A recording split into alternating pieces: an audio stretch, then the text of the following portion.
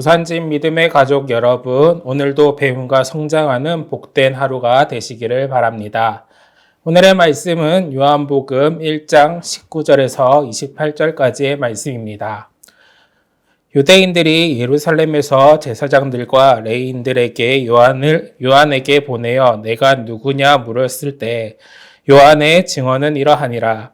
요한이 드러내어 말하고 숨기지 아니하니 드러내어 하는 말이 나는 그리스도가 아니라 한데 또 묻되 그러면 누구냐 내가 엘리야냐 이르되 나는 아니라 또 묻되 내가 그 선지자냐 대답하되 아니라 또 말하되 누구냐 우리를 보낸 이들에게 대답하게 하라 너는 내게 대하여 무엇이라 하느냐 이르되 나는 선지자 이사야의 말과 같이 주의 길을 곧게 하리라 강야에서 외치는 자의 소리로다 하니라. 그들은 바리새인들이 보낸 자라. 또 물어 이르되 내가 만일 그리스도도 아니요 엘리야도 아니요 그 선지자도 아닐진데 어찌하여 세례를 베푸느냐. 요한이 대답하되 나는 물로 세례를 베풀거니와 너희 가운데 너희가 알지 못하는 한 사람을 섰으니 곧 내 뒤에 오시는 그이라 나는 그의 신발끈을 풀기도 감당하지 못하겠노라 하더라. 이 일은 요한이 세례를 베풀던 곳 요단강 건너편 베다니에서 일어난 일이니라. 아멘. 우리는 드라마나 영화 같은 작품을 볼 때면 우리는 자연스럽게 누가 시상식에서 나무주연상이나 여우주연상을 받을지에 대한 관심을 가지게 됩니다. 그러나 한 작품이 완성되기까지는 결코 없어서는 안 될 사람들이 있습니다. 바로 조연입니다. 사실 대부분의 등장인물은 주연이 아니라 조연으로 이야기를 함께 만들어가고 있습니다. 우리의 삶도 이와 크게 다르지는 않습니다. 우리는 누구나 주연이 되고 싶어하고 박수 받고 싶어하며 주인공으로 살고 싶어 합니다. 그러나 인생은 언제나 그렇게만 살아갈 수는 없습니다. 때로는 이름 없이 드러나지 않게 마치 엑스트라처럼 살아가는 순간들이 찾아오고 있습니다. 무엇보다 우리의 삶의 참된 주인 대신 예수 그리스도께서 모든 것을 다스리시며 영광 받으시기 때문에 우리는 주인공이 아니라 기꺼이 조연으로 살아가도록 인생에 초청받은 존재들인 것입니다. 오늘 본문 말씀을 통하여서 스스로 주인공으로 드러내기보다는 기꺼이 엑스트라로 설 줄 알았던 한 믿음의 사람이 나타납니다. 바로 세례 요한입니다. 이 시간 세례 요한을 통하여서 우리에게 들려주시는 하나님의 말씀에 더욱 귀 기울이는 시간이 되시기를 소망합니다. 예수님께서 공생애를 시작하기 전에 당시 세례 요한의 인기는 그야말로 유대 전역에 뒤흔들 만큼 대단하였습니다. 수많은 사람들이 그에게로 몰려왔고 요단 강가에서 그의 메시지를 들으며 세례를 받았습니다. 그 앞에 나온 사람들은 그 가운데 제사장부터 세리까지 신분과 배경을 가리지 않는 각계 각층의 사람들이 있었습니다. 그만큼 세례 요한은 큰 영적 영향력을 가지고 있었고 많은 사람들의 관심과 기대를 한 몸에 받고 있었던 것입니다. 그래서 사람들 사이에는 이런 생각까지 퍼지게 된 것입니다. 이스라엘을 구원할 메시아가 혹시 이 사람은 아닌가? 그때 세례 요한은 그 자신을 19절에서 20절을 통하여서 이렇게 정의하고 있습니다. 유대인들의 예루살렘에서 제사장들과 레위인들을 요한에게 보내어 내가 누구냐 물었을 때 요한이 증언은 이러하니라. 요한이 드러내어 말하고 숨기지 아니하니 드러내어 하는 말이 나는 그리스도가 아니라 한데라고 이야기합니다. 세례 요한을 메시아로 여기기 시작한 유대인들은 그를 향한 소문과 기대가 커질수록 더욱 분명한 확인을 원하고 있는 것입니다. 그래서 그들은 사람들을 곧 종교 지도자들을 세례 요한에게 보내어서 묻고 있는 것입니다. 그가 정말 메시아인지 우리가 400년 넘는 침묵과 암묵 시간 속에서 기다려왔던 그분이 맞는지 확인하고 싶어 하였던 것입니다. 그런데 세례 요한은 조금도 주저하지 않고 오히려 담대히 자신을 부인하고 있습니다. 나는 그리스도가 아니다. 당시 유대인들은 말라기 4장에 기록된 말씀, 곧 하나님께서 엘리야와 같은 선지자를 보내시겠다는 예언을 잘 알고 있었습니다. 그리고 세례 요한이 선포하는 회개의 메시지와 슬퍼런 권력 앞에서도 두려움 없이 정의를 외치는 모습을 보며 그가 바로 그 메시아일 거라고 생각하게 된 것입니다. 그러나 세례 요한은 그 기대마저도 분명히 선을 긋고 있습니다. 나는 엘리야도 아니다. 나는 모세가 예언한 그 선지자도 아니다. 그는 자신에게 붙어지는 모든 영광스러운 이름과 호칭을 단호하게 거절하고 있는 것입니다. 22절과 23절의 말씀을 보게 되면 또 말하되 누구냐 우리를 보낸 이들에게 대답하게 하라. 너는 내게 대하여 무엇이라 하느냐. 이르되 나는 선지자 이사야의 말과 같이 주의 길을 곧게 하려고 광야에서 외치는 자의 소리로다 하리라 라고 이야기합니다.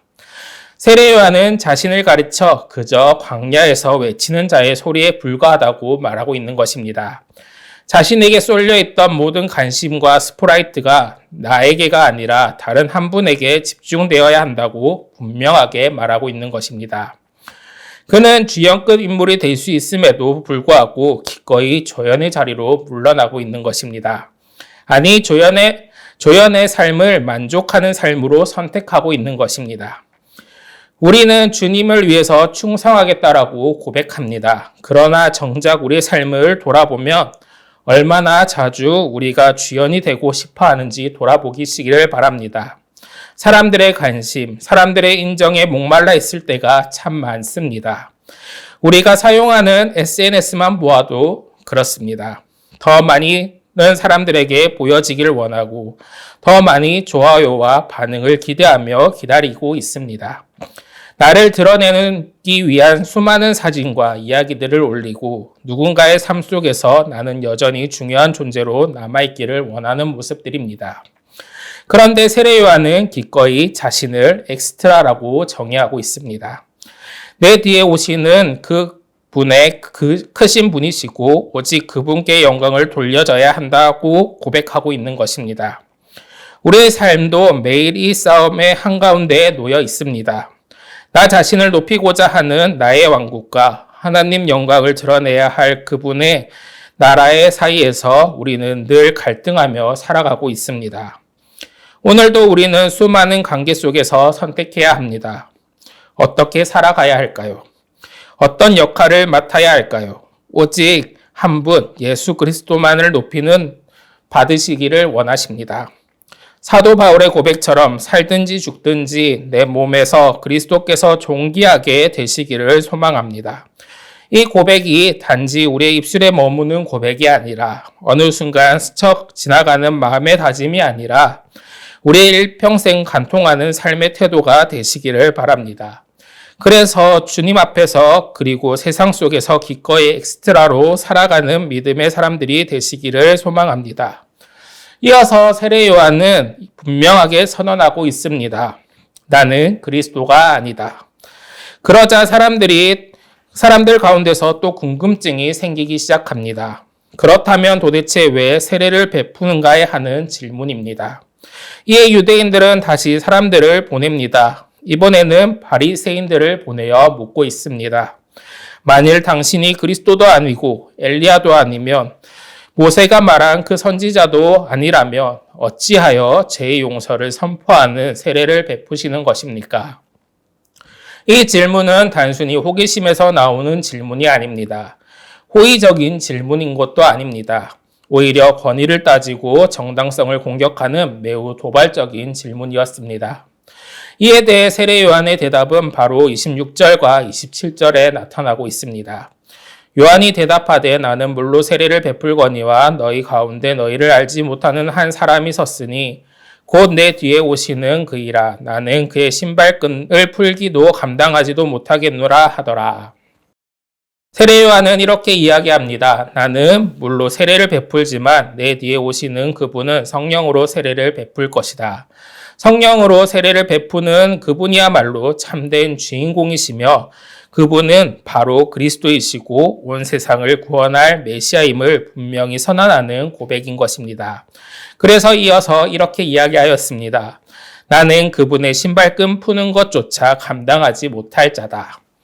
당시 주인이 밖에서 돌아오면 신발끈을 풀어주는 것이 가장 낮은 섬김의 모습이었습니다. 세례 요한은 그 간습을 떠올리며 자신이 예수 그리스도의 종의 역할조차 감당할 자격이 없다고 고백하는 것입니다. 그는 자신에게 쏘아졌던 모든 관심과 인기 하나조차도 붙잡지 않고 모두 그리스도께로 돌려보낸 것입니다. 뿐만 아니라 자신을 공격으로 추궁하던 바리새인들 앞에서도 오직 그리스도만을 높인 것입니다. 우리의 삶에도 비슷한 장면들이 많이 있습니다. 우리를 칭찬하고 인정해주는 사람들이 있는가 하면 때로는 우리를 비난하고 정죄하는 사람들도 있습니다. 심지어 사실이 아닌 말로 우리를 평가하고 공격하는 경우도 있습니다.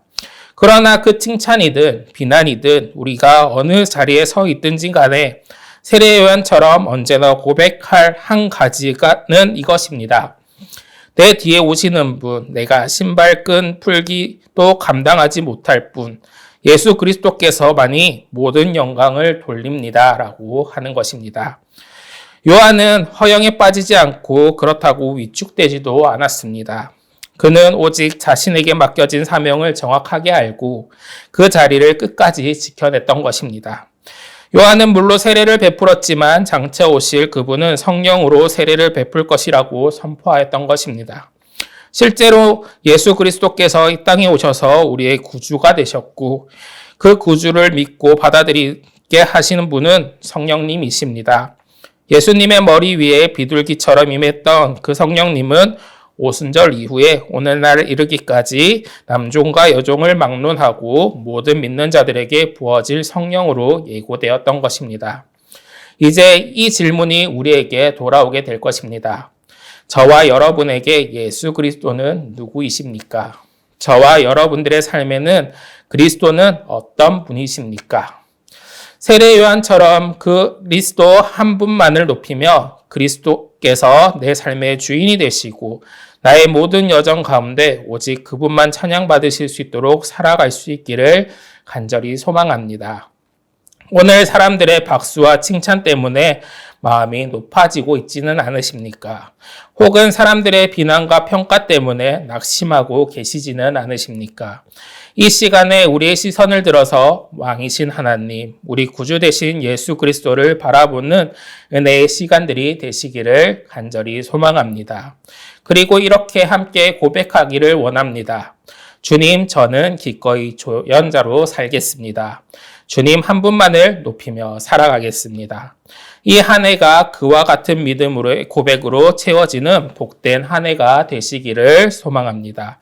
그 고백을 붙들고 살아가는 저와 부산진 믿음의 가족 여러분들이 되시기를 주의 이름으로 축복합니다.